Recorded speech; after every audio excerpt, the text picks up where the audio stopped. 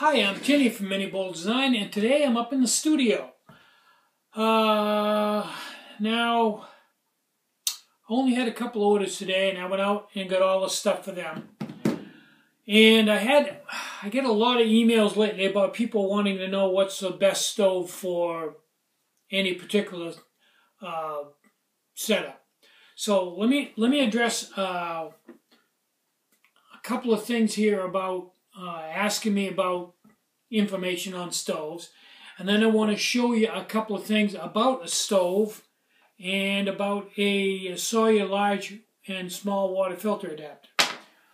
Okay, if you send me an email inquiring about the stove, you go to the website and you click on contact us or Tinny or whatever and put in your question. If you put in like okay, I'm not familiar with alcohol stoves. One, does the Cab 8, how long does the wick last on it?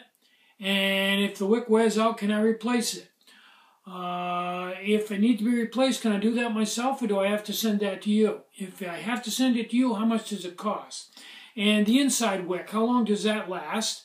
And if it needs to be replaced, is it replaceable, or do I need to buy a new stove? And if I need to buy a new stove, will you give me a discount on the second stove since I purchased the first one from you? And if it is replaceable, do I have to send it to you to replace it? And if I do, how much is it going to cost, and will you pay the shipping?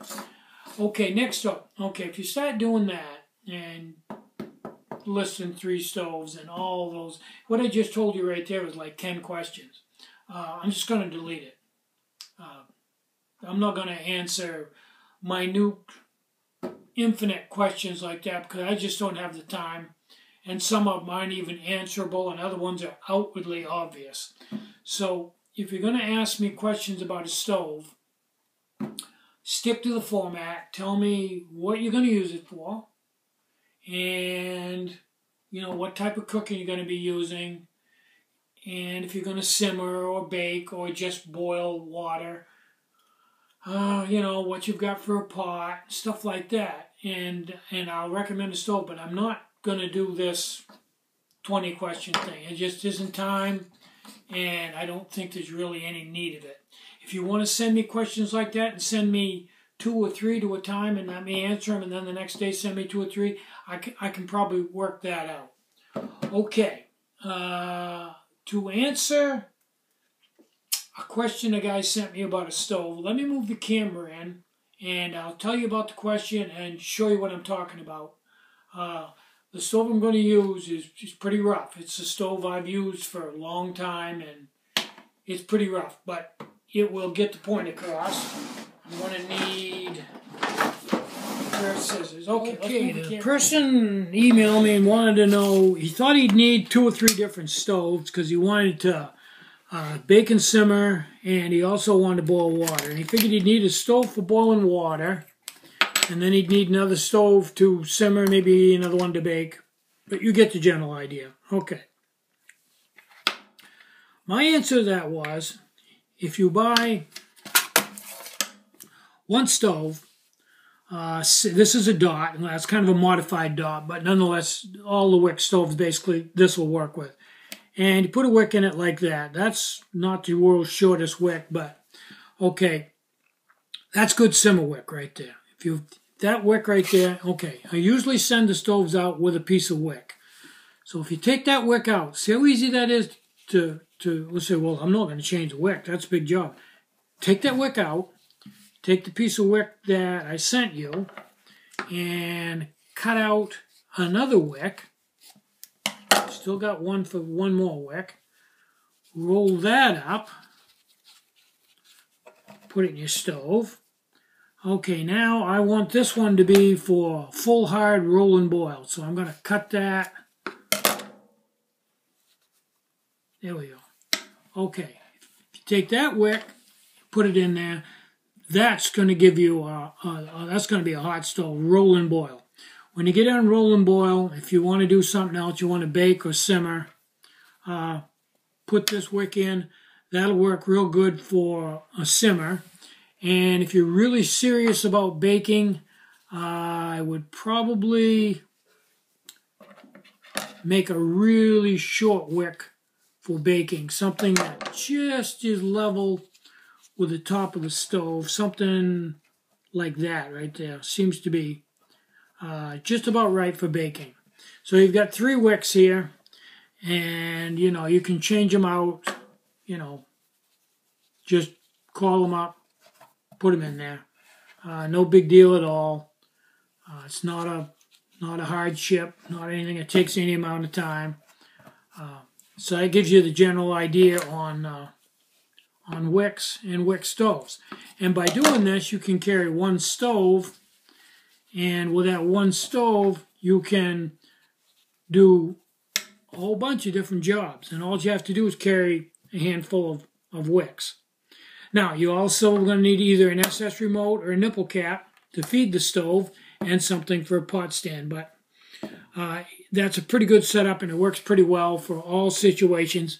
And it's simple and lightweight. Okay, second thing I wanted to show you.